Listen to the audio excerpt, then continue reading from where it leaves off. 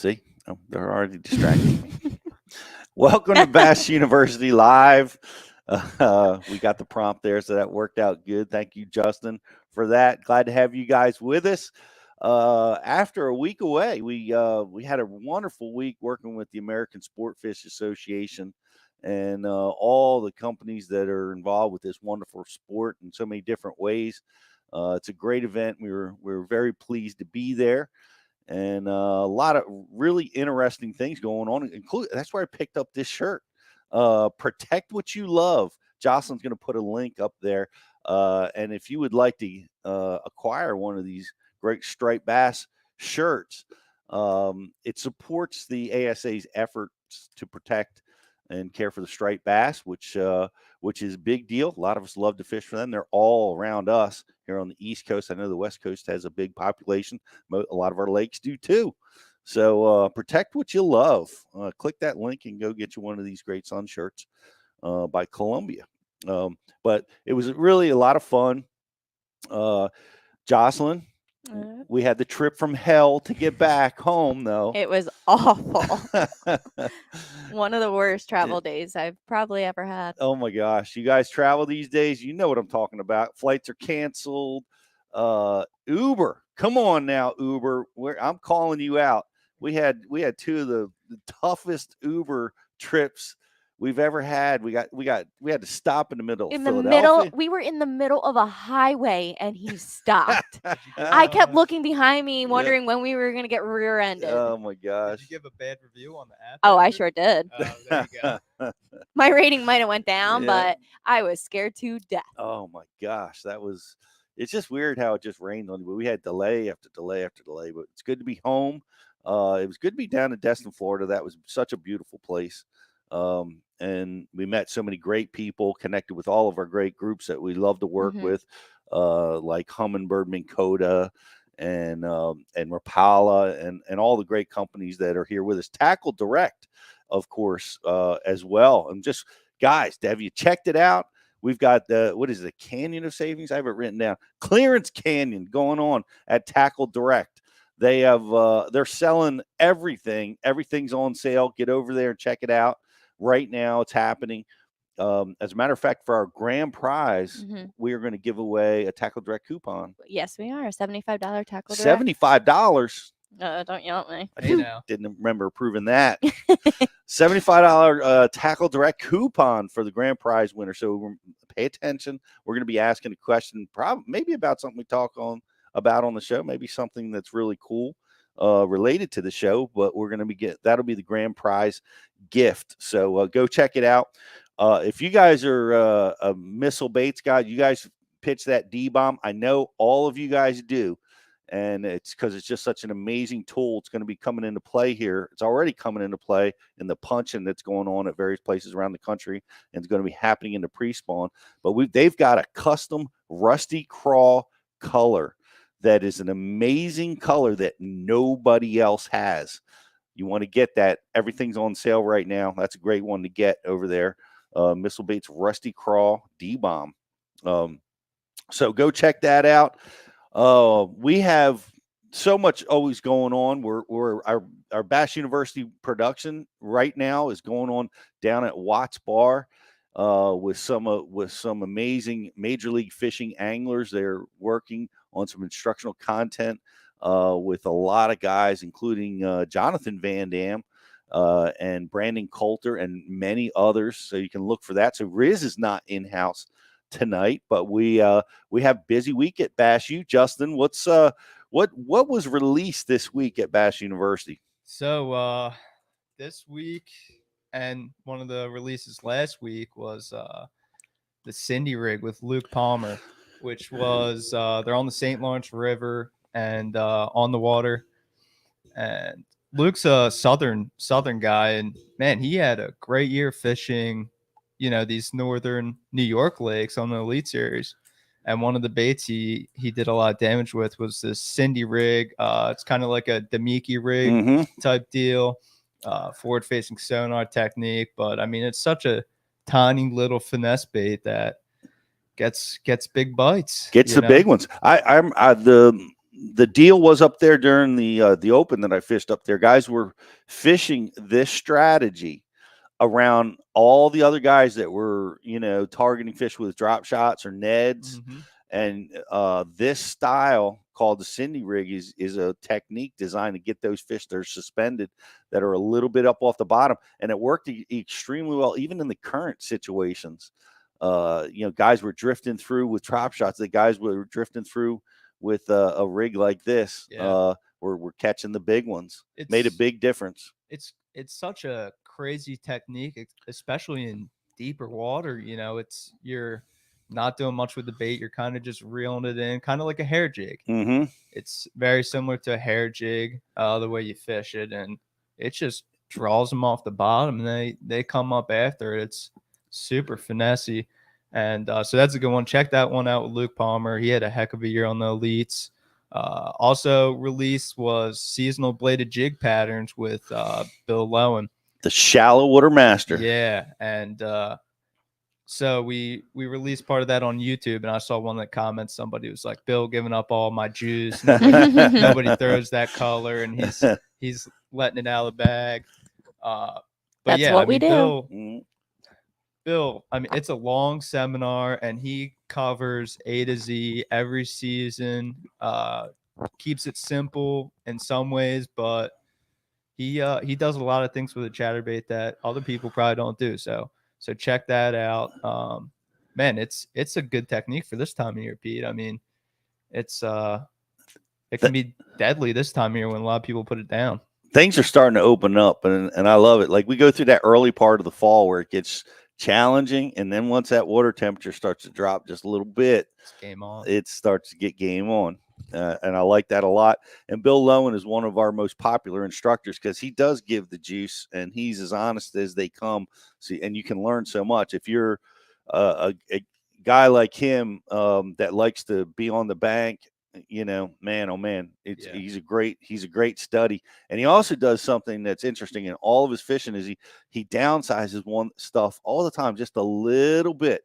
Like, he'll take that bait and just make it a little bit smaller, and a little get a few more bites, 1 or 2 more bites, and it just puts him, in the money and the top of the leaderboard so many times. Yep, he talks about that a lot, and just changing the presentation of the bladed jig with different trailers, which that's something that I definitely have to do more. I stick with the same 2 trailers all the time. Yeah. But man, he puts, one of your favorite baits, that little rage bug on the back sideways, or just rig it on normally. And yeah, he goes over all the juice with bladed jigs. So definitely check that out.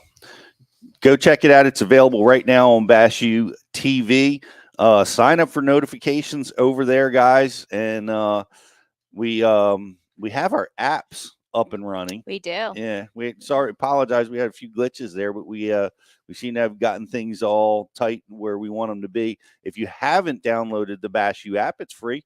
Get over there and download it wherever you get your app, and you can have an easy time watching all of these seminars when they're released. And of course, we can also give you a notification when they come out. You can look for new content from Bass University, man, every single week as we go through the seasons, and more to come next week. So today, of course, we got the great Mark Menendez with us. A good friend of mine. Mark and I have fished against each other for it's hard to say. I looked at the gray on my face, looked at the gray on his face. Man, we've been doing this a long time. So it's going to be great to have him. Mark is super talented angler.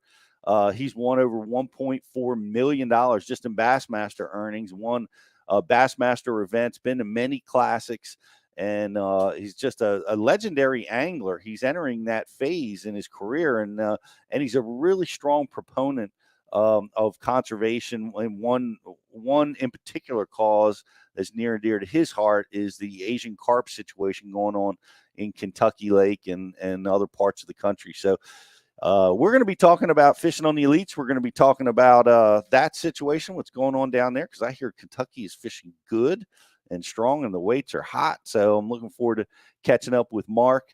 And, of course, he'll be available. You have questions as we go. get them on the IM board, and we will get them through to Mark. If you have not subscribed, it's an amazing time to do it, because that way you can watch us over and participate in the IM board at bashu.tv. And the offer going on right now. Tell them about the offer, Justin. It's the Hall of Fame Ike Flash sale. Oh, is that still going on? I thought we switched to the crankbait. No, it's switching soon. It's switching soon. So you get it while you can. Yeah, not that the crankbait offer's not good or anything, but the Ike Flash sale offer, there's tons of stuff in there.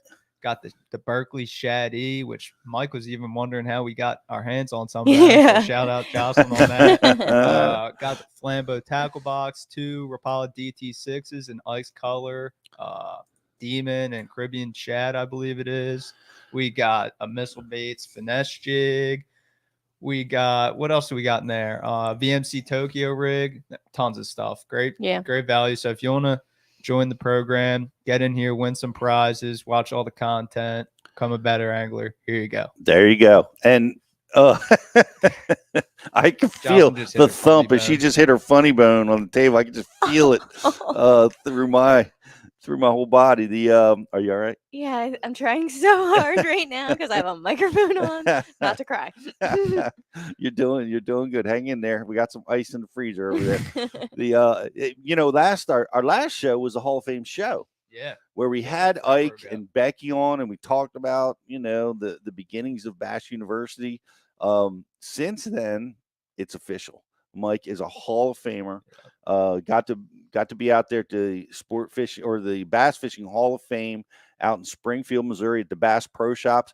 What an amazing event. What an amazing facility out there. If you're in Springfield, you got to go check it out. You got to take that walk through, I forget what it's called, but it's a walk through the facility where you get to see all the Hall of Famers and all the amazing displays of wildlife in the aquariums and over there at that Bass Pro Shops. Definitely, it's worth the trip. I promise you. You'll spend all day shopping and getting rid of a lot of your money over there at that store. But congratulations to Mike. It was an amazing induction. We were all there cheering for him, and I know you guys were all there at home. And it is forever now. He'll be enshrined over there. So that, and well deserved. So that was a great event. Thank you to the Hall of Fame for putting on such a great event, and look forward to attending many in the future.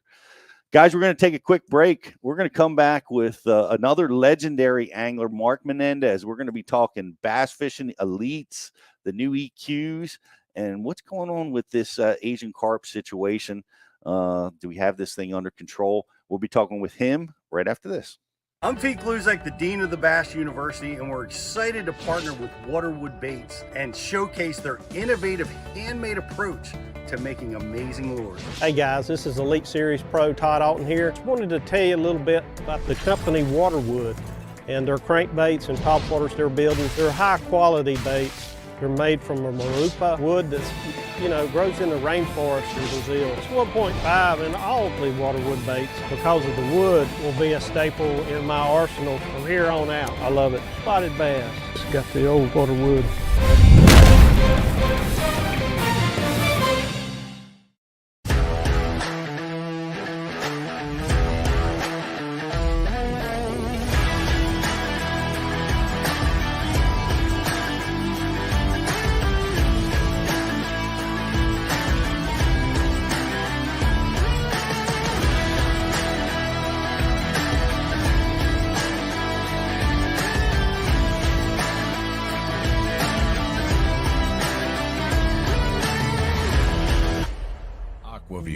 The leader in underwater viewing technology.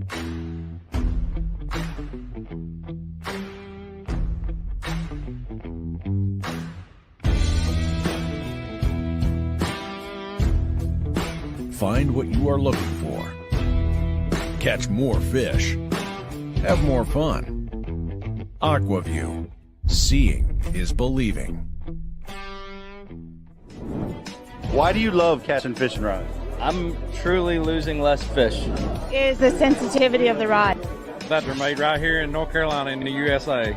strongest, lightest rod, 100% made here in Sanford, North Carolina. From the drop shot rod to the flipping stick, every rod has a purpose to it, and I rely on them all the time when I'm out there in the tournament. Durability in the John Cruz Worming Series, the counterbalancing in the handle. It's the only rod I found that can withstand my hook set. Boom goes the dynamite. On the water not spent fishing is a moment wasted. That's why Minn Kota and Humminbird have joined forces to bring you the One Boat Network. Products that communicate and integrate to help you take full command of your boat. Born from our commitment to making the most advanced fishing gear even better by making it work together.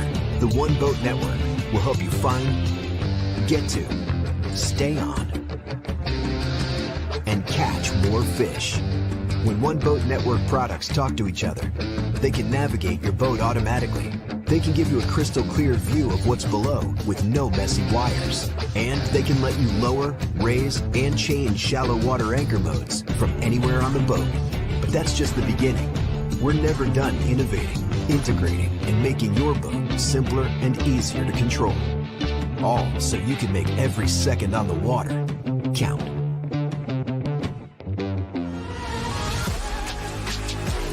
Cortland Line Master Braid, America's premium super braided fishing line. Manufactured in our Cortland, New York facility and constructed from the highest quality Spectra fibers available.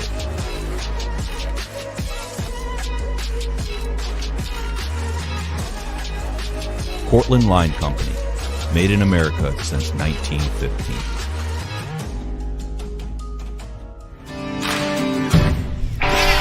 I have to have the best eyewear. My eyes are essential to doing my job. It's the highest quality lens that I've ever used. Top of the line performance in these glasses. But they're priced for absolutely everyone. The everyday angler can afford them. As a touring professional pro, if I can depend on them, I know the weekend angler can as well.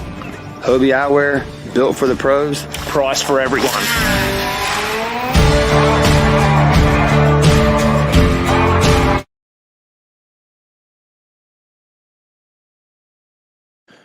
Welcome back to Bass University Live. Don't forget, if you're watching us on social, like and share the feed. We have a special prize for you, including a Rapala DT6 and a Rapala hat.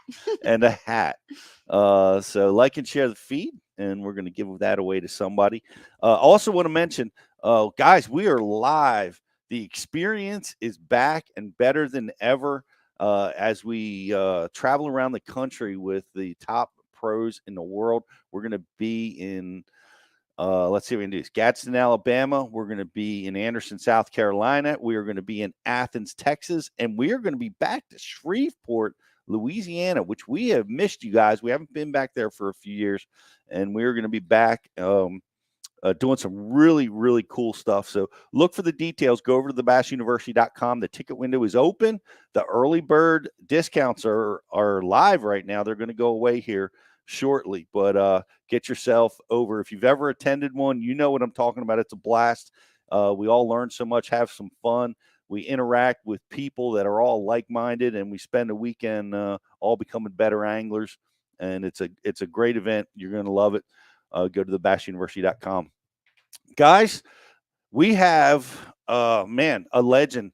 He's a friend of mine forever, and there's two things I want to remind him that he did for me as a young angler, and I'll never forget it. And I appreciate him for that. But I'll talk about that in a minute. But he's won over $1.4 million in career earnings at Bass. He's won the big trophies. He's been to many classics. And he's just a great overall guy, and I'm really glad to have him with us today, the great Mark Menendez. How are you, buddy? Oh, you're muted, Mark. Yeah, we got you muted again, Mark. How about that? We got you now. Very good. Great to see you, Pete. It's been a long time. It has been a long time. Let's go back, way back. I remember, now I run the Bass University program, but there was a guy named Gary White that ran bass fishing techniques and the old Bassmaster version of this that doesn't exist anymore. But I remember you were very helpful in getting me my first speaking engagement to teach way back when, and I always appreciated that. If I hadn't thanked you, for that, I'm going to do it now. Thank you very much. Well, you're most welcome. We had a lot of fun over the years, and those seminar series help make lots and lots of people better fishermen.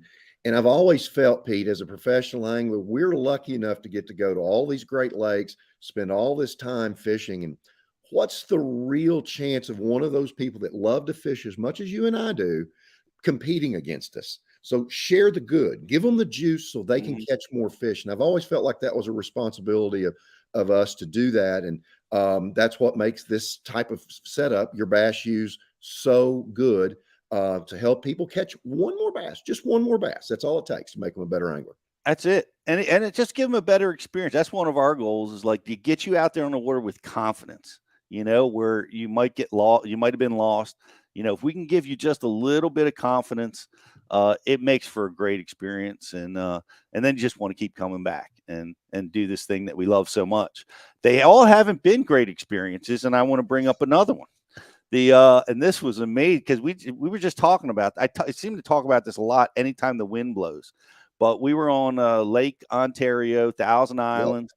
And my story is that we were drifting up on a shoal in my boat, and we were in 10-foot waves. Believe it or not, we had our bass boats out in 10-foot waves, and I could hear this weird noise behind me, but the wind's blowing at 30 miles an hour, and my boat went up a wave, and I looked, and the waves are starting to break because the shoal was shallow enough to cause those waves to curl.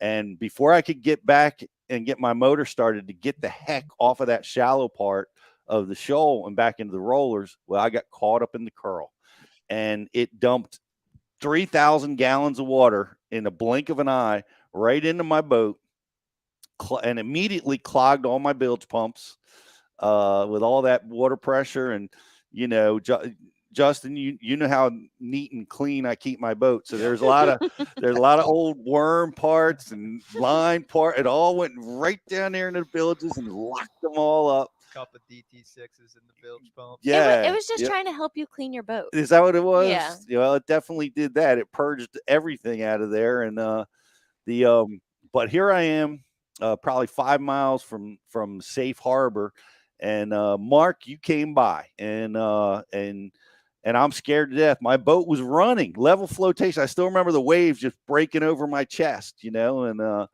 you asked if if I would like you to escort me in, and I was scared to death. I was really glad to have you there, and you did, and we got to Safe Harbor, and I was able to get everything cleaned out and made it back to the weigh-in safe, unhurt. And that was a big sacrifice you made in the middle of the tournament to do that for me and my partner and everything. And I really appreciate that, my friend. Well, you never leave anybody stranded, even though I knew you had a bigger sack in the live well than I probably did. But no, I remember coming over the top of one of those big waves, and there you were, and I avoided and stopped and talked to you. And yeah, you were pasty white, Pete, not even with this gray that we had. You were rattled, and we were out about 5 miles. We were somewhere around Grenadine and Fox Islands, out in there somewhere in that little cut through right there. And they were big waves. I remember that vividly. And I was so glad when we got around Cape Vincent there, and you said, go on, I'm good now. I got it from here. And but that's what you do. You always help a stranded person. You always pay it forward. That's just the rule of bass fishing, and the rule of boating. Always help somebody. Well, that's true, but not everybody follows that rule, and you were truly one that does, and you have my respect and everybody's forever for that. But amongst other things, you've gone on. I mean, we were talking about it earlier. We started fishing, so like you started in '91. Sorry, guys, we had a little bit of a pre-show before we came on here, but yeah, you started in '91. I think I started in '97 on the top 100. But I'm looking at this 91. That's, correct me if I'm wrong, but that's 32 years. Is that right? You've been out there that long? This will actually be the 34th year when you count 91 in there as one of those years. And it's been like a blink, Pete. I mean, it's just that fast. And I can take you back to the first bass I ever caught in Bassmaster competition. We were sitting there in the room at Alton, Illinois. It was on the Mississippi and Illinois rivers, and we're there in the draw. And I'm looking in the room, and there's not many people left, but I see Shaw Grigsby in there. And I thought, boy, that'd be great to get to fish your first day with Shaw. And sure enough, I was drawn with Shaw, and fishing was extremely difficult in that event. Woo won the tournament with like 18 pounds for 3 days. And we're going down the bank, and I catch a 2-pounder with Shaw. And that was the only keeper we caught. And I consistently remind him of that I caught one and he didn't. And made a lifelong friend in Shaw Grigsby. And that was my very first fish that I caught in Bassmaster competition. And look now where the sport has gone and how it's covered by television. We have all of these other venues like Bass U and things that are educating people. And, used to all we had was a monthly subscription to a Bassmaster magazine that you had to wait forever to get to hear about the tournaments. And then there was good old Bob Cobb of the Bassmaster television show. That was you had Bob there, and that was all the coverage of fishing that we had. And today it's wide open. It is wide open. Live coverage is I tell you, well, that we can go down that road, but that's really rejuvenated things for me personally. Like once we started being able to watch it live, it just changed everything. And I have a problem because it has to be on no matter where I'm at. I have to see what's happening. I'm just so addicted, Mark. I put my iPad or my phone on over top the corner of one of my sonar units so that I can watch live while I'm fishing. Well, it's double live. I'm double live. I'm double live. I just can't get away from it. So I absolutely love it. I'm really glad to have you here today. I know one of the reasons I wanted to talk to you, because we were down at the American Sport Fishing Association Summit, and we were talking about a lot of things that are important to anglers, important to our sport, and your name came up as an advocate of something that is very that has been a big thing. It's one of the invasive species. It's the Asian carp. They've come and they really were in the news for quite a long time about what's going on out there in Kentucky Lake. You've been in the front of that, being an advocate for bass and for the fishery. So I'm glad to have you on to talk about that a little bit, because when this hit the books, we're like, oh my God, the Asian carp are here, Kentucky Lake, it's no good anymore. There was such harsh news to hear. What's going on out there now? Well, Pete, I tell you, it was total and utter devastation to one of the premier bass locations in the country, much less the world. Kentucky Lake was always known for big schools of fish out on our offshore structure, and it got decimated. It went to next to nothing. A few fish survived. We had enough stock. We had our last Bassmaster event there in 2018, and it was kind of a misnomer, Pete. Wesley Strader won the tournament. I made the finals of that event. Wesley had almost 100 pounds, and those were the last of our adult fish left in the lake. So it made the lake look like it was really good, but we were only getting 6 to 7 to 8 bites a day. After that, it really bottomed out in 19. And what happens, Pete, when Asian carp get in the system, they are filter feeders. The silver carp, which are the most prolific of the 4 Asian carp species. You have the silver carp, which are the ones that jump and hit your boats. You have the big head carp, which grow huge. They grow up to 100 pounds. You have grass carp. We know what they do. They eat all the vegetation. Then we have one that's the silent killer called the black carp. It decimates the entire bottom substrate, looking and eating all the mollusk, all the crayfish, and just upsets the bottom substrate. So you've got these 4 factors at once. But the silvers are prolific breeders, and they eat all of the zooplankton and phytoplankton. So your bait fish numbers just straight into the tank. All your bait fish eating fish, game fish, crappie, bass, white bass, your favorite fish, the striper that we talked about earlier, they all kind of go downhill quickly. The other thing that happens is, Kentucky Lake is well known for offshore structure.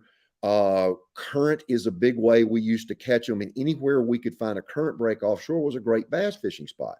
These Asian carp come in, they get to those places, they take those eddies over because they're filtering and eating all the plankton out of it, and they move our bass away from their number one feeding spot. So the bass are stressed because of lack of food. They're stressed from a good place that they can hunt and be stationary where they can feed. And then the spawning rituals get messed up. So we really bottomed out. I'm pleased to tell you something happened that I didn't expect. Even though I have a degree in fisheries biology from Murray State University, I'm wearing my Murray State University fishing hat right here, by the way, helping those guys out a bunch and working with them. But what happens is smallmouth, which are not really cover-oriented fish. We catch smallmouth around stumps and rocks and sometimes around trees, sometimes around vegetation, but they spend most of their life in open water. My smallmouth population on Kentucky Lake has exploded. I would say it's probably a 60 to 65% of all the bass population in Kentucky Lake right now. They're all brown. And that allowed those fish to proliferate. My spotted bass population is coming back. In my early days, Pete, Kentucky Lake was a premier spotted bass location where you would catch 4.5 to 6 pounders annually. Not a big deal to catch one. I've seen them as big as over 7 here off of Kentucky Lake. That population is coming back, and my largemouth population is getting a foothold. Tennessee has done well by stocking some more of the Florida strain bass in the Tennessee portion, and we're starting to see some big largemouth again. So bass fishing right now, it takes a 4-pound average to win any tournament here. We just had one this weekend. A local marine dealership had their championship, almost 20 pounds won that tournament. And it's taken that all over the summer. So those Asian carp numbers have gone down some. But our bass population has gone up. Our crappie fishing is good as it's always been. And Pete, last year I was filming my television show, Mark Menendez Bass TV, and I got into a groove of catching white bass that was unbelievable. 2.25, 2.5 pounders. Haven't seen those in years. So populations of game fish are up. Carp populations down, and I can find bait anywhere all over the lake. And that's been the story here for about the last 2.5 to 3 years as far as the fishing goes. That's exciting. That's so exciting to hear that the small, that's pretty cool, replacement if you're going to, have to give up a few largemouth so you can catch a couple big smallmouth. That's not a bad trade-off right now. It's not. And, right now, Pete, it's probably easier to catch a 5-pound smallmouth than it is a 5-pound largemouth. What's amazing to me is in the fall, typically along the Tennessee River, you experienced this at Watts Bar the other day. The Tennessee River is a very tough fishery in the fall. The whole Southeast is tough fishing in the fall. Fish get scattered. You've got fish in 30 feet, 20 feet, 10 feet, and inches of water. So you've got a population that's everywhere. When we had bass, back in the day, when we had so many numbers of bass here in Kentucky Lake, fall fishing was never that good. You'd have a few good days, but 12.5, 13 pounds was stellar fishing. And it's the same way now. 12.5, 13 pounds is stellar this fall. Mm-hmm. But it's just great to see the numbers of fish come back. We started this war on carp effort over on Barkley Lake, where it really affected it. And Wade White, he was a former Line County judge executive, and he saw what it was doing to the economy. It train wrecked it. Motels, interest, hotels, restaurants, tackle shops, boat dealerships. It was all going away. And for a while, it was really hard for businesses to survive because tourism is our number one factor here in the lakes area. We were losing $1 million a month in each of the 12 counties that surround Kentucky and Barkley Lakes. And Wade jumped in and started this. He called me, and we got to be close, fast friends. And so that's how I got started working on this. And then Yamaha jumped in with Yamaha Right Waters. That's their conservancy group. And they work with everything from the invasive species issue to habitat restoration, working with Ducks Unlimited, fixing habitat for ducks, CCA, Coastal Water Association, everything. And so it's neat to be associated with Yamaha, who's in this. And then the saving grace for our area, Pete, was AFCO. AFCO came in and said, we're going to design a t-shirt. And I've got one of my old t-shirts right here. I'll show you. The War on Carp. And it's still for sale. There's a few left of these. $5 of every t-shirt sale came back to the War on Carp, which went to Kentucky Lake. They also gave us a $10,000 grant that went to the Lyon County area.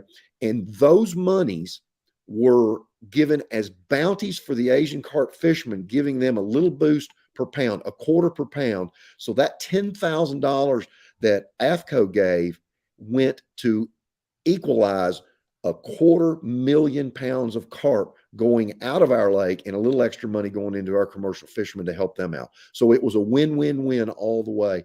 And I basically was on the sidelines on all of that and grateful that AFCO stepped in and did this, and Yamaha and Wade White for being the initiator of all this. So I've continued to fight the fight. I've been to Washington, D.C. on behalf of sportsmen, talked to about 60% of our lawmakers, and helped get the Western Kentucky, Tennessee River, and Cumberland River basins over $65 million for our state agencies to get new equipment, to study these fish, to understand the life cycle and how they can attack them the best. And we're working on new ways to get massive amounts of these things out of our waters without harming any sport fish or having any bycatch, hardly at all, with other species. So that's what I've been involved in, and just thrilled that we've been as successful as we've been with it. Well, it's great that you're making some headway, and appreciate Yamaha and AFCO stepping up. Those companies really, man, they're at the forefront of these types of things. We see them involved with so many things all over the country. So I'm not surprised to see them heavily involved with what you're dealing with, and you're seeing the numbers go down. I know that's the greatest, right? We want to try to eradicate as many of these guys as we can.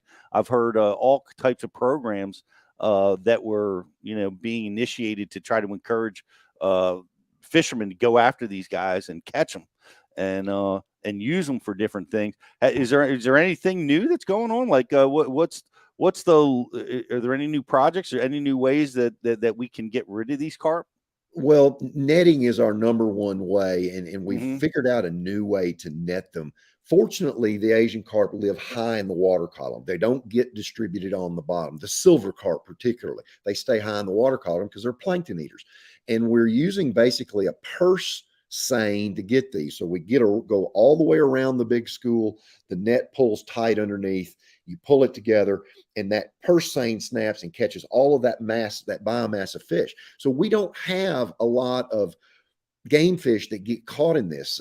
In early studies, I think we caught a shell cracker and we caught one channel catfish, and we had somewhere in the neighborhood of 18,000 pounds of silver carp in the net with only 2 game fish in there. So that's successful. So we're not killing a lot of our game fish that way. TWRA, I've been following them some lately, and they said they're not finding any young of the year in their electrofishing samples. That's great. Now, why that's happening, I'm not sure. That we're not seeing those young of the year Asian carp right now in the numbers we did.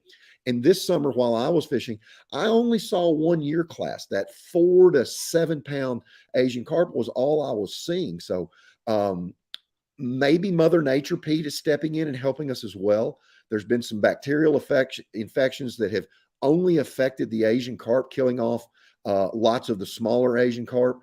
Maybe the smallmouth have started feeding on the early small Asian carp. Wouldn't that be cool? Well, they do, Pete. Our game fish they're opportunists. Our bass, our crappie, our white bass, our striped bass. The problem with the Asian carp, and this is how they get their numbers, is when they're born and they grow to fry, they immediately start growing at a rate in which our game fish can't utilize them. Only our apex predators, being our giant catfish, can utilize them. Tennessee has gone into effect and put a law in that you can't keep any of those giant catfish to help fight that. So I wish other states would look at that. Oh, that's interesting. And protect those apex predators. Those fish are eating 4 to 8 pound Asian carp. So there's not a lot of them, but anything helps. So, but maybe Mother Nature's kind of putting them in a little niche now, and we're seeing her balance things out. We certainly could use the help, that's for sure. Nobody's found a really good Asian carp recipe that has to be served all over the world. Well, there are, and I've eaten Asian carp about 4 or 5 different ways. I've eaten it fried like we do crappie and bluegill. It's fantastic. I've eaten it in a fish ball. That's really good. I've eaten it filleted. I've eaten it grilled, and I've even eaten it with a caper sauce on it, where a local restaurant here in town serves them as Kentucky Lake grouper. The problem with the whole thing, Pete, it's not the fish. It's a delightful, flaky white meat fish. It's the name. It's carp, and most people in this country don't want to eat that. But if you ever get a chance, I certainly recommend you do that. Eat it. It's very good, and you will see it in the grocery store marked as silverfin. Silverfin is Asian carp. We do have other burgeoning industries. We're sending a lot of the Asian carp up east, a little north of you guys, and it's actually becoming lobster bait. They're using Asian carp for lobster bait, so we're sending a lot of it up there. It's also used as fertilizer and in pet foods as well. So fertilizer. Liquefied and using it as fertilizer, and it creates farmers are using it as an alternative to different fertilizers. You just Jocelyn's very upset about the thought of how that process might look or smell. Yes, yes. Well, that's great news. So we've got a really good report. The numbers are down in the Asian carp. We've got some great strategies that are working. Mother Nature, like you said, is just, she always seems to find a balance, and and the most exciting thing is the smallmouth have exploded. So that's great news. I know so many people that vacation in that area. They're not even tournament guys. They've been fishing there and vacationing there for years and years. So it's going to be exciting to see them all come back. If it sounds to me like they might already be back. Well, we've had great tourism this year, and I want to throw props out to our local fishermen. Our local fishermen have done a great job. We have a little Tuesday night circuit boy, you talk about competitive, and lots of the other tournaments have gone to a 3 fish limit, Pete. Only 3 fish are being kept in our live wells, making sure we're taking a little extra pressure off the fishery. Our local fishermen have done a great job in protecting our resource, and really you see everybody handling these fish in a whole different manner than what we used to. Man, that's great. That's great news, and congratulations on that. So it's a great story. That's a good one, and I love to hear that. And I know there's so many different struggles out there with so many different things in the environment. It's great to see one going so positively. And of course, we see that too. We see the ones up at the Great Lakes. The weights keep going up and up and up. We see some of our fisheries getting so much better. We even saw, I know Lake Okeechobee's dealing with their water issues down there. But oh my gosh, did you see that tournament where they had 20 bags over 30 pounds? Yes, I did. I certainly did. That blew me away. I had just been down there and struggled to catch 2.5 pounders, and these guys are all catching a 5-pound average. That's a dynamic place. It's a huge fishing destination, and I hope they can find that political balance with the water so they can manage that lake better than what it's being managed right now with the water issues. That place really needs to go up and down and dry out so it has that new lake effect. When water levels get up, place gets kind of stagnant, water levels go down, and you get vegetation. And vegetation is the big key to any lake on providing more environment for those fish to be recruited into better fish, and it helps water quality. And water quality is a big thing down there right now. No doubt. I want to invite you guys. What's that? About 3 months ago, we had Scott on, Justin. Yep. Yeah, go back. You can go back and listen to that.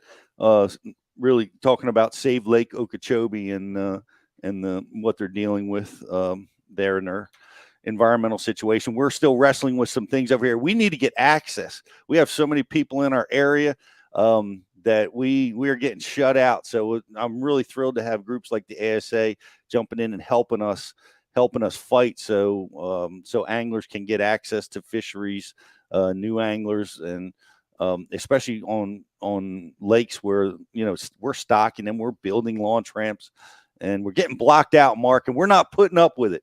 Well, good. Don't put up with it. You know, I understand businesses have to survive, but a $25 a day ramp fee that you all have to pay up there on your Chesapeake Bay, that one guy in particular I'm talking about, that's ridiculous. That's ridiculous. And hopefully the state resources can find the money to build some. I don't mind paying to use a facility.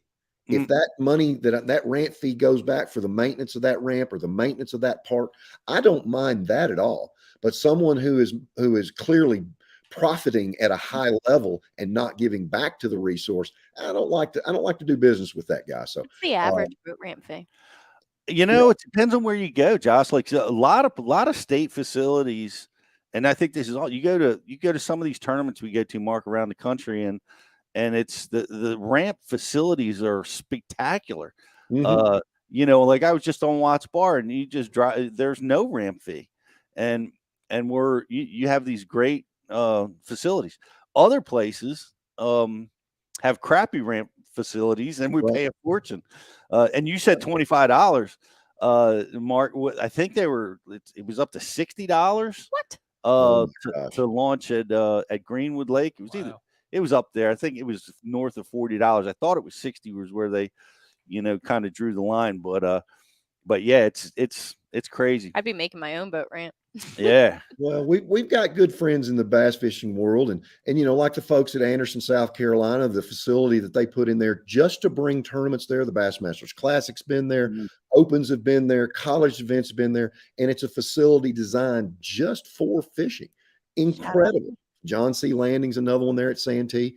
I think you're going to see more of those as states realize the economic impact that competitive bass fishing drives their way. We drop a lot of money in their local counties and in the areas around those lakes. So it's neat to see that's changing some. Yeah, it is. And my son's starting really getting interested in fishing. He's 14 now, and we're having trouble with access, because when I'm around, of course, we can go fishing in the boat, but when I'm not around, he wants to go fishing at a pond or somewhere locally. So we struggle with that. I know a lot of other states struggle with that too. So I'm appreciative of having some strong groups like the ASA helping us and supporting us. And so get yourself involved, support the American Sport Fishing Association, because they're helping us in all these areas. But that's great. Thanks for the update, Mark. But you got a lot of updates. You just got done. You got your TV show. You just got done the Elites. It's you're very active, obviously, as a professional angler. The Elites just ended. There's been so much going on with forward-facing sonar technology. So much is happening out there. You're one of my guys. How are you dealing with all this new technology and having to get in there and fight and compete with and learn all this new stuff? Well, you said the key word, Pete. And as a professional fisherman, if something new comes along, it's my job to learn it. I'm as an angler, I'm kind of reluctant to want to do it because of the way I've learned how to fish over the years. It's a whole big change. And we as fishermen, you can say anything you want. We don't like change. We like things to stay consistent. And so as an angler, it's my job to learn it. And I've not done a good enough job at it. I will not lie to you. I haven't spent enough time with it. I'm starting to get very comfortable with it again. To me, I understand the economics that goes into this with all the companies. Active Target is the one I choose to use. And I find an ethical boundary with it, Pete, is the real issue to me about forward facing. And again, I preface it. It's my job to learn it as a pro angler if I want to survive as a pro angler. So I put that on the table first. But if I go deer hunting, I can't spotlight a deer. That will land me a nice ticket and maybe jail time. And I find this to be no different than that. Wow. We're seeing fish that are out there in a resting stage offshore that are out there suspended. They're not actively chasing bait fish every time you see them out there. They're out there cooling out. We're putting pressure on those populations of fish that have never had pressure. That's the one thing that worries me more than anything else. Do I think things will change? Yes, I think the fish will get used to this over a time period as more and more anglers get out there and search and look with the radar out there to find them. Is it cool to learn more about fish with them? I think that's the biggest benefit I've learned is a lot of fish behavior. At the Santee Cooper tournament, where I finished second, I was almost the only guy to win a tournament this year, Pete, that was not using forward facing at all. My fish were post spawn fishing, where I was finding these fish around these trees. When I would point the radar at them, the bass would ease off the trees. I had stripers in the area. I had catfish in the area. I could see the catfish, swimming around the tree because they were bedding around the tree. The stripers were high in the water column, but my bass were over there just out of the current tuck behind them. And when I shined the light over there to them, they did not like that. I don't know if that's a different in a post-spawn fish and a pre-spawn fish that has two different things on their minds. But I actually just ended up turning my forward facing off and going old school and fishing for those fish and had the opportunity to be in contention to win the event. So is it good? Is it bad? I don't know. I still like to see that red light. I'd love to go back to a paper tournament with, where you had only your map and you had a little red light that went round and round and round. And there'd only be about a half a dozen of us guys that even knew what we were looking at. That'd be fun. And Larry Nixon and myself and Matt Herron and Bernie Schultz. And we'd have the darn, the whole 9 yards right there in our hands. But technology is always moving forward. It is always making our lives easier. I'm just afraid that as these young anglers progress, they're not going to be thinking so much about seasonal patterns and how to get around those fish. They're going to drop the trolls, start looking around, and not really learning the actual pattern that a largemouth, smallmouth bass uses in their life cycle. So I'd hate to see that skill lost, but technology moves on. It does. It's interesting, and it's called a flasher. Justin, by the way, he has no idea what you're talking about. These kids that are working here in studio.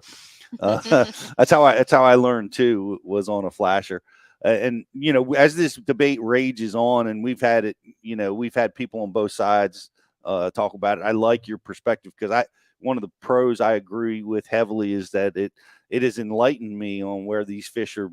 We'd lose them. We didn't, we would be catching them and then they would just disappear. The patterns would go away. And now we can see, they're chasing schools of bait or they're off on, suspended timber in 200 feet of water. And we can see, kind of identify and get some clarity on, what they're doing and where they're moving to. On the, as you discussed, like you turned off your sonar and, I keep getting reports and I'm seeing it too. It's like the more, or what's the word? You're catching less of the fish that you can scope, that you can see with this technology than you could last year and the year before and the year before that. So they are becoming aware of that. It seems, they're running from it. They're hiding from it and they're becoming much more difficult to catch. Yeah, using just that conditioning. technology. It's all conditioning of what they're used to hearing and seeing. And it's funny, Pete. After COVID, supply chains were limited, and I did not get any new electronics for 2 years ago for my boat. So I'm going through the garage, and this is what I had on my boat. I had a 2330, which Justin wouldn't have any idea what that is. That's a 2330 Lowrance flasher. I had an X15 from the mid 2000s that was on my G3 that I won the Dardanelle Elite Tournament on. And then on my dash for side scan, I had an HDS 10 Gen 2. And that's how I started the season at the St. John's and the Harrisburg, and came home with checks at those events using that old technology. So it made it a heck of a lot of fun. And Greg Hackney made a statement the other day that the first 6 tournaments of the Elite Series, he limited the use of his forward facing and only really used forward facing on the smallmouth events in the final 3 events of the year. So, and Greg finished way up high in the standings as usual, and didn't take advantage of using forward facing in shallow water. Or taking advantage of the fact that everybody else is using it and it's leaving opportunities on the bank and in the shallow cover that were never available before. That's exactly right. And so it's going to be interesting to see how this trend grows. There's going to be a lot of arguments. But again, my only argument with it is the efficacy of what we're doing with it. That's my argument with it. But again, it's my job to become better with it if it's part of the playing field. Mm-hmm. Mark, you said one thing about how, these younger guys coming up they're so good with the electronics. They started fishing, and the first thing, they started with the live scope and stuff like that. I feel like as time goes on, these anglers that grew up, really with the seasonal patterns, fishing the conditions, without all the live scope and stuff, and then, like you said, adapting to it and being able to fish, the conditions, the patterns, what the lake's giving you, and then having the live scope on top of that.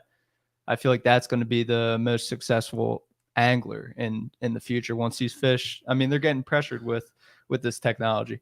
Well, they're getting pressured with it. And this younger generation has been the benefit. They've gotten all the benefit of Bassmaster Magazine, Bassmaster Television, Bass U, with all the seminars, all of your all's videos on there. So the assimilation of information has increased, at a rapid rate. I just hope that the technology doesn't rob from you. GPS, when we first got GPS and we could mark waypoints, it robbed a valuable skill for me that I'd used all my life, called triangulation. Triangulation. Kentucky Lake, I could run down the middle of the lake, Pete, wide open, with my hair on fire, kill the outboard, drop the troll, grab a rod, look at my markers on the bank that I had triangulated, and make one cast and hit that one stump that was on that portion of the ledge. Well, I got GPS, and within a year, I would go out there to that one stump, look at my GPS on the screen where I had that waypoint, and it'd take me 5 to 10 minutes to find the darn stump. Mm-hmm. So it robbed that skill from me, but it allowed me to become more efficient because I could go fish more places and get to that key spot on spot faster. Is that going to happen with forward-facing sonar, where we lose some skills that we've used all of these years and new skills development? That's yet to be determined. In my mind, the fishing on the pattern basis and not being able to look out there through a looking glass and see them is a much more pure form of fishing to me. It takes my intellect of my brain. It takes my athletic ability to make that presentation to get to that fish, instead of going, oh, look, there's one right over there, and catch that fish. I like to be able to think. I like to be able to go through the process more than just going, oh, look, I'll catch that one I see right over there. So it's going to be interesting to see. It's an argument for the ages, that's for sure. It is, and it's under development right now, and we're about to see it, because you were commentating on the Watts Bar event, and we've got a group of incredibly talented young anglers. Arguably, all they do is use forward-facing sonar, right? That's the big argument about it. But we're going to have they're doing it extremely well this year on the opens. They're all very proficient at it. Going to be mixing it up out on the elites next year. Well, they will be, Pete. But let's talk about baseball for a minute. Let's talk about baseball. Well, I don't really want to talk about baseball after watching the end of the Phillies game last night, Mark. Well, I can understand. I'm sorry. Right now. I'm sorry. I know your feelings are hurt. But let's talk about baseball. In high school and college, the kids can use aluminum bats to get that extra juice to hit that ball further. But when they get to the major leagues, the next step up, what do they have to do? They all have to go to an equal playing field with a wooden bat. That's another argument that can be made for forward facing. Allow it to be in the AAA levels, allow the use of it there. But once you get to the upper level of fishing, including the Bassmasters Classic, I say it's the best fisherman that has the best ability, that can catch those fish. And then, Pete, it also adds to, and you've been on this end of the stick, and I have too. How many tournaments, Pete, have you and I started on the first day of the tournament, and it's actually the fourth day of practice? Yep. Oh, well, yeah. We had no clue. Clue. And we take all that we've assimilated in 3 days of practice, make a complete different decision, go to a different part of the lake, and then we're on the leaderboard way up there. Yep. This takes a lot of that out of that. I mean, you just look and see.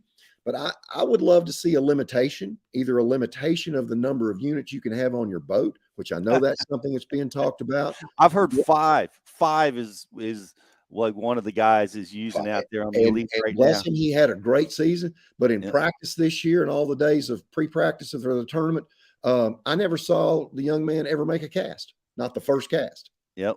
So that's an evolution of the sport. Is that a good evolution or is that a bad evolution? The aluminum bat is the same deal. Should that be in the pros? I mean, it becomes a different issue. So we can argue 10 ways from Sunday, 10 different ways. But again, for me, it all comes back to the ethical way of doing things.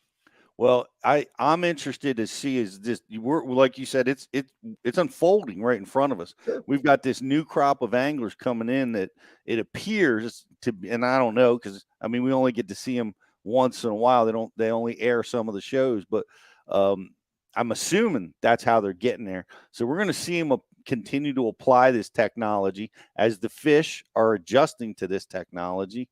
We're gonna see how it all shakes out, right? These guys are going to be put to the test against guys like you that guess what? If your sonar goes out, you're still going to figure out how to catch them, you know?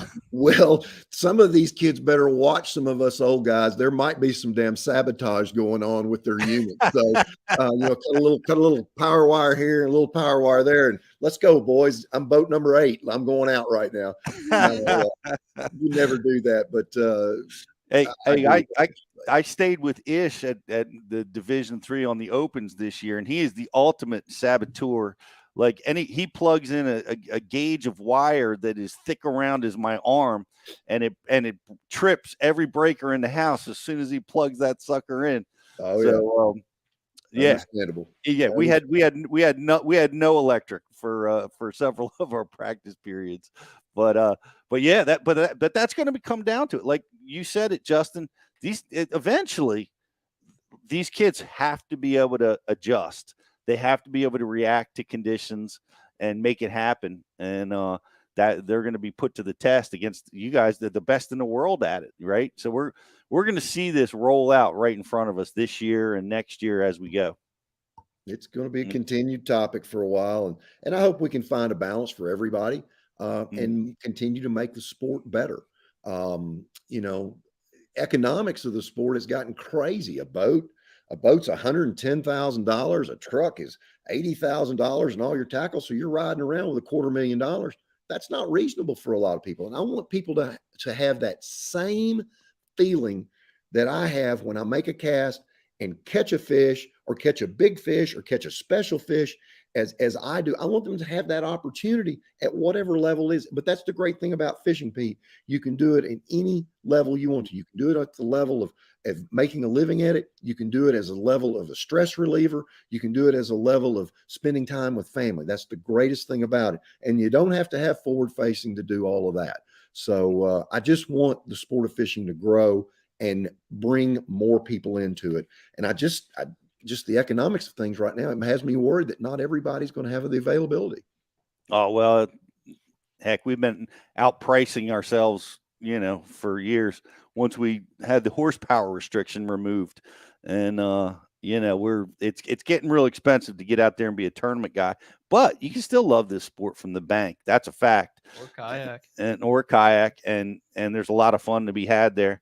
I just wanted to ask you a Bash University question, which we love fishing. We love to learn and find new techniques. Are there any new techniques that came into your radar this year or recently that you're excited about? Well, I think it's kind of a mix of several things. I'm starting to play with the glide baits. Okay. I'm a little bit behind that, Pete. I won't lie to you. The predatory reaction to a glide bait is amazing to me. It's pretty much like an Alabama rig. That was a predatory reaction when it saw all of those shad-like things swimming by it. But a glide bait hits upon hunger. It hits upon opportunity. That's one of the things that's really unique to me, and I've been playing with that some. you know, the drop shot was one that I played with, and I'll be honest with you. This will probably shock you, Pete. I was late to the game on a bladed jig. I was Me late too. to the game on the bladed jig. Knew about them 15 years ago. Didn't pay much attention to them. Had a couple of them. Didn't fish them much. And boy, how stupid do I look right now? You know, we as anglers, I had this conversation with Rick Clunn the other day. You know, Rick's entering into his 50th year. I'm into my 34th year. There's 84 years of competition right there, experience. And I said, by definition, with all of that time that we've spent, Rick, we should be dominating because we've seen everything. We've seen every situation. We've seen every water condition, the whole 9 yards. And you know how Rick is. He's such a deep thinker, and it's what I love about him the most. He says, Mark, the problem is a young person is way more, has the ability to make a complete different decision than you and I will. They'll just make a decision and go with it, where you and I would never go in that direction because we have so much data to back up not going that way. And a young person will make, or more eager to make decisions, should I say, to make a change than what we are. And I agree with him wholeheartedly. The gray on our face, Pete, means we're damn hard-headed most of the time. And I have to do a better job of keeping my mind open to make different decisions. You know, on the pro level, most everybody can make that presentation. Most everybody has the same baits. We've been most of the same places, but it's that willingness between the ears to go do something different that I'm going to strive to do, to make better decision next time. That's well, it's great advice. That is always great advice, and I'm with you on the bladed jig. Outdoor Writer gave me a trio of those baits, and I looked at that bait and I'm like, this is the stupidest thing I've ever seen. There's no weed guard. Where am I gonna? Well, this is just dumb. And I just threw it in my boat, and there it sat until Lake Okeechobee tournament came along, and my co-anglers started to just smash them behind me, and I had them, and I caught my first few fish with it years after Brian Thrift had already started to, you know, do the damage with it. So, but I'm glad you're onto the glide bait. That's a lot of fun. You know, I've started to play with that myself, and you know, there's a lot of interesting and new things coming out all the time. Of course, there's a lot of new forward-facing sonar baits that are all hitting the market now. You know. Well, here's another negative to the forward facing. You know, we're making all these baits to go with that technique, but all you need is a jig head, a baby Z2, you know, something like that. And I'm afraid for the tackle industry, we're going to see sales just get narrowed down to a pathway. That's all we're selling. No 6XDs, no Rage Craws, no D bombs, no, you know, anything like that. I'm afraid that our tackle selections are going to get smaller, just because we're catering to that so much. So there's another negative to the forward facing part of it. Well, I hear you there. That was a straight up jab at it. We see where you are on this issue, and you can hear it loud and clear. And you know, it's and I won't continue the debate with you. We're gonna let you have the last word on that right there. I do want to just, and I know you've told this story before, but it was so impressive to me. And if you could bear with us and tell it again, because you held the record for the largest fish caught in Bassmaster competition, and I was there to see it. I still remember you holding that fish up for pictures, and that was an amazing fish catch.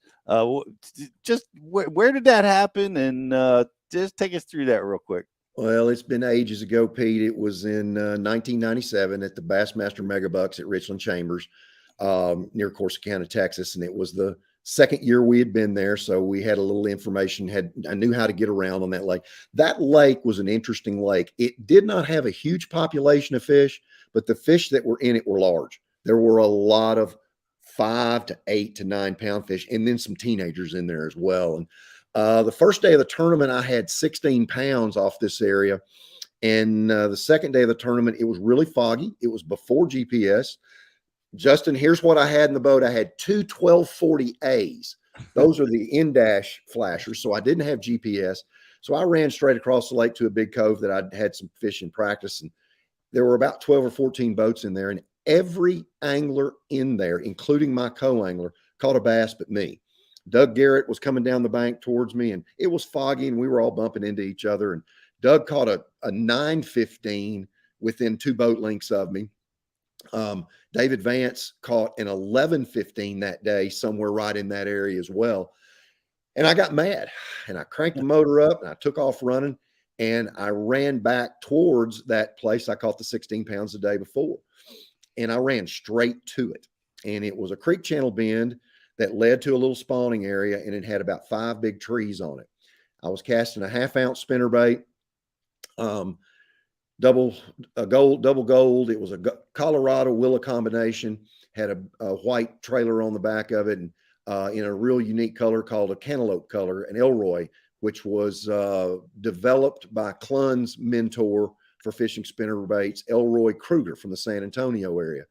And I looked at my partner. It was 50 degrees that day. Water temperature was 53. The moon was coming full in a day or two. I turned around and looked at my partner and said, somebody's going to catch another giant today. Pull up on that, make one cast. And what I was doing, Pete, I was throwing the spinnerbait past the tree, bringing it to the tree, and then letting it go down on the half of the tree that was closest to me, because I knew there were some big fish there. And the second cast of that tree, it flutters down there. I hit a limb, I pop it off there, and I get a bite. And I set the hook. The fish immediately quarters out of the tree and gets away from all the cover and comes by the boat just digging. And I can't stop the fish. I tell my partner, I said, I'm going to need some help. He says, is it a big one? I said, yeah, it looks like an 8 or 9 pounder in that clean water in the area I was in. And it just goes down to the back part of the back transom of the boat, quartering away from me. And I finally stop it by putting my thumb on the spool of my luge reel. And the fish laid over on her side. I made about 4 or 5 reels real quick. My partner reaches and gets her with the second hand.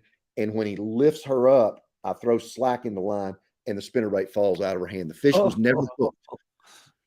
When the gamakatsu hook in that Oldham spinnerbait hit her in the top of the head, it curled the point of that hook and just held her in place. So I grab her, I put her in the live well, and I'm like, oh my gosh. I mean, her eyes are this big. They're bigger than quarters.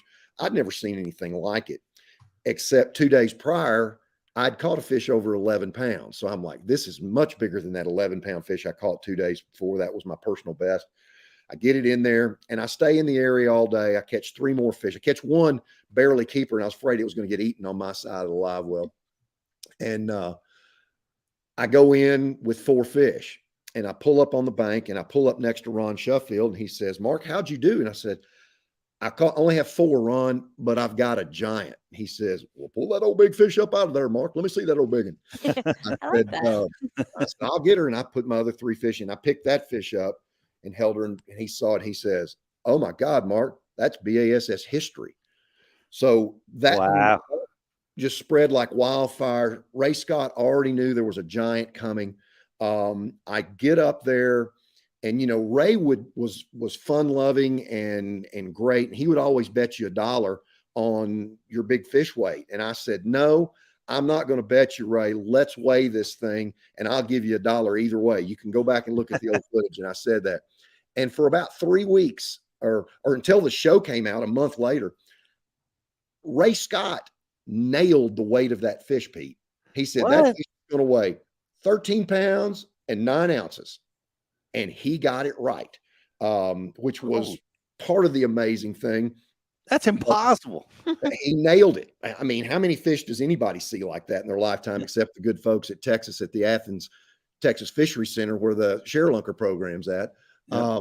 But the most wonderful part of this whole story, Pete, is, can you name the gentleman who was my co-angler that day? Do you know what his name is? No. Biggin. Biggin. No, it wasn't Biggin. That's a good guess. Jocelyn, it was close. This bass word, I always say that when I'm telling the absolute truth. Bass word, his name was Noble Handy. Noble Handy. And he had landed in another tournament a couple weeks prior for another angler, an angler's choice tournament or something. He landed like a 1285. And he was like, when is it going to be my turn to catch a big one in one of these tournaments? So, but Noble Handy will forever have a piece of Bassmaster history for touching the biggest fish for the first 31 years of the organization. Man, that's amazing. What an appropriate name.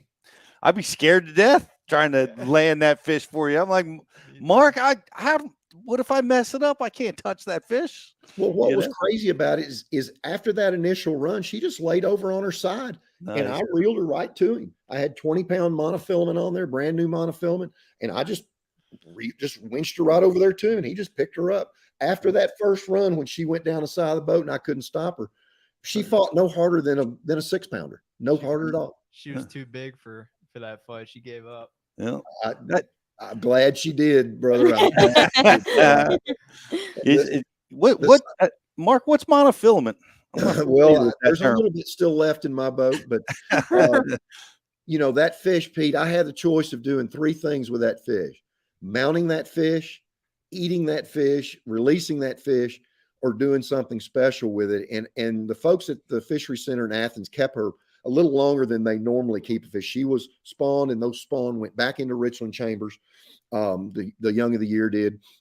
But I took that fish to the Tennessee Aquarium in Chattanooga, where over 2 million school kids a year got to see the significance of that fish. And that's awesome. Very cool. She was named Miss Patty after a dear friend from Hydro Sports Boat Company that I worked with there years ago.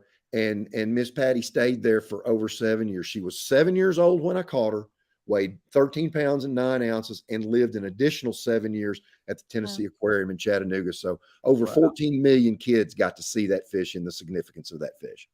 That's awesome. How big did Miss Patty get? Do you know? Well, she didn't grow much bigger size-wise. She did get a little bit bigger.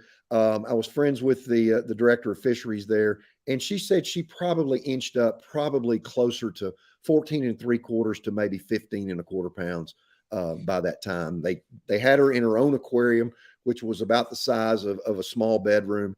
And then they moved her to the massive aquarium later in life.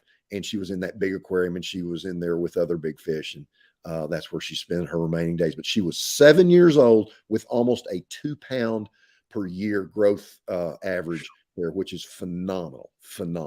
That is phenomenal.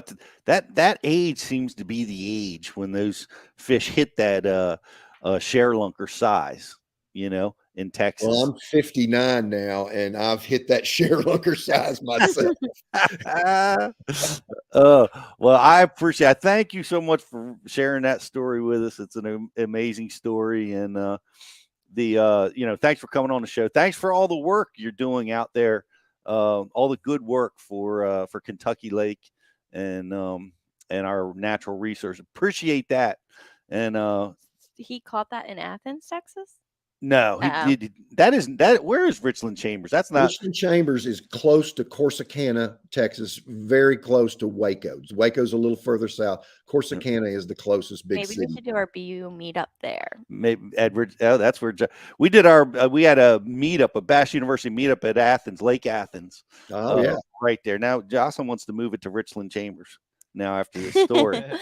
Well, I've not had my boat on the lake since, but I've driven across Richland Chambers a couple times in my travels just to reminisce as I went further south. So I'm going to head that way, doing some filming with one of my sponsors here in the near future, about 2 weeks. And I bet you I take that same route and cross that Chambers arm of the lake on the bridge there, just to reminisce on my way down to fish with my dear friend John Barnes, the former owner of Strike King. I'm going to head that way to his house here in a couple of weeks. Let us know if you catch a Miss Patty Jr. Yeah, if you catch one of her children, send us a picture. I certainly will. You need to go to. Is there a sign? You should have like on that tree where you caught her. Like we need to have a monument right there on the lake, Well, I could take you right back there to it, Pete. I don't know if it's still standing. That's been so long ago. It's just amazing. I've got a replica made of her, and she's in my office, and I still have the spinnerbait. I have the exact spinnerbait that I caught her on. I have the same spinner, or the 2 jerk baits that I won the Pickwick tournament on, and all the winning baits of my career. I still have those, and that spinnerbait's still in that little collection. That's amazing. And thanks again, buddy. Appreciate it, man. Thanks for all you do for the sport, and we'll look forward to watching your show and rooting you as you try to put the beat down on all these new forward-facing sonar kids next year. Those little whippersnappers, they get under my skin. But Whippersnappers. thank you for having me, Pete. I appreciate all that Bass U is doing to educate anglers about fishing, and look forward to working with you again in a seminar sometime in the near future. I look forward to that, and you can check out a lot of Mark Menendez seminars right now over on BassU.tv. Thanks so much, buddy. I appreciate it, and we'll see you down the road. See you guys soon. Thanks again. Mark Menendez, everybody. That was some great stories, and it's so good to see my old friend. 1991. 1991. We met in 1997, and being a guy from from my part of the country coming out on tour. You're nervous as hell. There's nobody to talk to. You're not connected with anybody. But Mark was gracious. He just, he was easy to know and be friends with so early in my career. Appreciate Pete, that. I don't want to make you feel old, but I don't. Wait a minute. I don't believe that's true. The statement you just said. But continue. You were cashing checks before I was even a thought. I just want to put that out there. You were dominating the scene before. That's it. I was even. What's your year? 2001. 2001. My goodness, that's a youngster right there. I thought I was young. Well, it's been a wild ride. I'm approaching 30 years in this fishing game, and super cool. Yeah, it's been great. When you were at the Hall of Fame and seeing that whole deal, I mean, that really has to put like a lot in perspective of the sport and everything like that. It really does, because so many people come and go out of the sport. They might be here for a little while, so having the longevity that I've had and seen in the sport, Bass University has been such a huge part of that. Is it's a bit humbling, and it's even more humbling. And did you post the Bill Dance video yet? I did. If you guys didn't see that, you got to get on our social and check it out, because everybody knows I fell in famously, and everybody, people call me that, like, you're like the new Bill Dance, because you and Bill definitely have that in common. And we so I showed Bill Dance and the video of me falling in the water, and he said, "You look just like a walrus falling in there." Like, yeah, that's great. But I'll take that from the great one. You guys got to go check that out. We're going to take a real quick commercial break. We're giving away stuff, guys, so like and share the feed. This is your last chance for that, and we have a grand prize based on something. Question that we're going to ask. He's got a good one. Justin's got a good one. Coming back after the break. Right after this.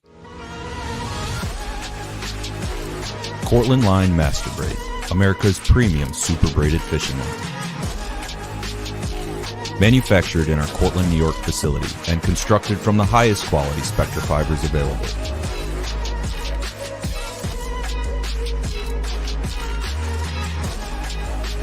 Cortland Line Company, made in America since 1915.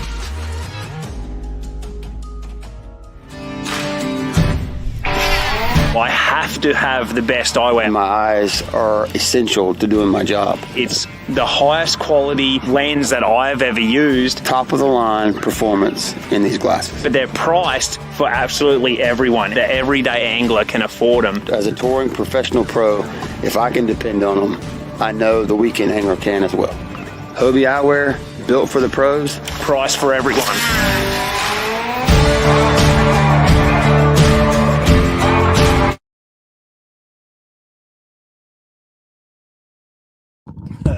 We forgot that was our quick commercial break.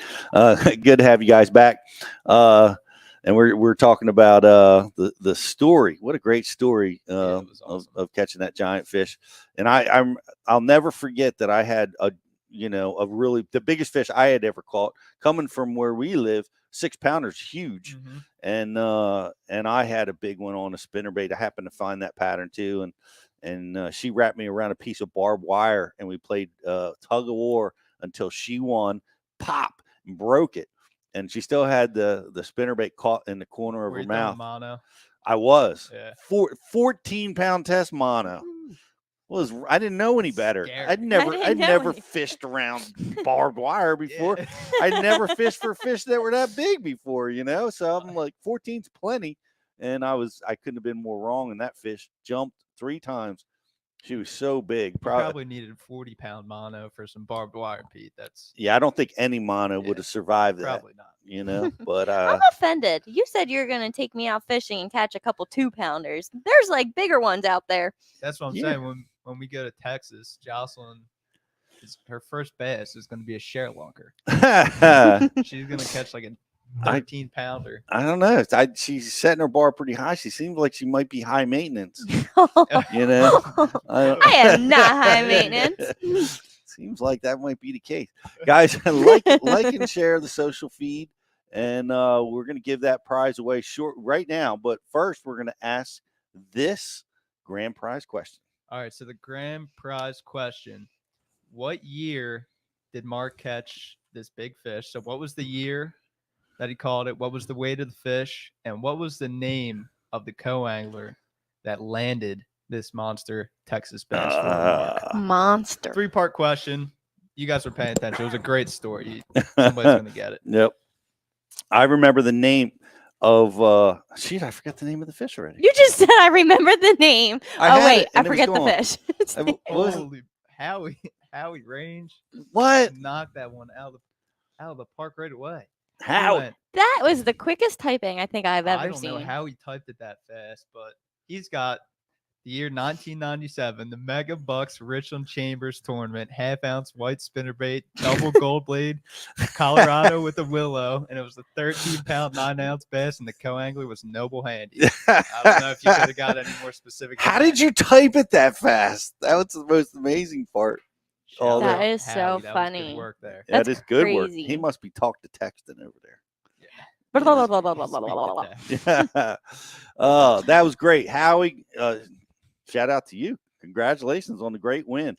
What happened? There was some drama going on the IM board over there. Yeah. What happened? So we'll go up to the top here to get all the info, but let's see. So Mr. Higgs had some unfortunate stuff happen. He got back from a TBF tournament at the Mississippi, and the last day someone stole $1,800 of tackle, combo, and his personal suitcase. So oh man. Yeah, it's stealing. I just saw the other day 6 Cents Fishing. They're a tackle company I'm sure everybody knows in Texas. Somebody at their warehouse stole a brand new I think it was a Camus bass boat and the truck. A boat And the truck. Oh man. It took both of them out of their I've heard that that's just horrible. That's horrible crazy. news. The whole rig gone. Wow. I heard that people were starting to put Apple tags, like those air tags, everywhere. Oh yeah. Like everywhere. So they should start putting them in their boats. Now the boats are being stolen. Yeah. Mr. Higgs, I want to put some on like 10-pound fish. Yeah, me to too. help a little help tracker. me out. Pete, let's go out in the bay and catch a couple, 4 or 5 pounders and put an Apple air tag on and see where they go. Maybe we can like clip it to one of their fins, and see where they're moving around to. Do they really all move up to the Northeast? We'll figure that out. Well, Mr. Higgs, we're going to send you a care package from Bass Yeah, University. Jocelyn, reach out to him and get his address. And I'm sorry to hear that. I've been, I haven't been that unfortunate, but I've had a few little dribs and drabs of problems on the road. And but my biggest one was actually zero cost. Like it was no money lost, but it was priceless to me. I had a laptop briefcase in my truck, and they broke the windshield to get in there and thinking they were getting a laptop. And they got all my notes and all my maps for 15 years of fishing. Man. And I carried it with me wherever I go, and that got gone. It probably just got tossed in a dumpster somewhere. Yeah. But somebody stole Riz's net when he was up at the Potomac for the regional. Really? Yeah. What an odd thing to take. Yep. A net? Yeah. I guess it was in the bed of his truck, and Knowing Rich, it probably just flew out. There's a very good chance that happened, but yeah, you're probably right. Rich has some really good luck. That's amazing. Well, I just want to remind you guys the classrooms are live. The early bird special is going on over at thebashuniversity.com. We have 4 events scheduled. We're going to be announcing all of our speakers and topics as we go along. We're working with some of the greatest anglers on the planet, as you guys always know, and we're going to deliver an amazing, fun experience. Make sure you come out and see us. We love to see you guys out there. I want to thank Mark Menendez for coming on the show. I want to congratulate my partner, Hall of Famer Mike Iaconelli, for getting inducted just a week ago. Thanks, guys, for watching. We'll see you next week on Bash University Live. Don't we have to do it like? Yep. I was trying to wave him down, but he was focused. That was like the best close I ever did. I know. That's why I was like, Well, our like and share winner is Michael Hunt. Congratulations, Michael Hunt. Now do that all over. No, you have to do it now, Josh. We also got our subscriber of the week too. Yep. Oh man, Pete, you are. We're a little rusty. we take off a week and yeah. come back Right, and we don't know what we're doing. Subscriber of the week. Shout out to Ben Ivy with some. Look at that hat. Hey now, what's that? A spotted bass? Yeah, it's a spot and a largie. That's wow. Awesome. That Rocking spot looks bigger than the large. I know it does.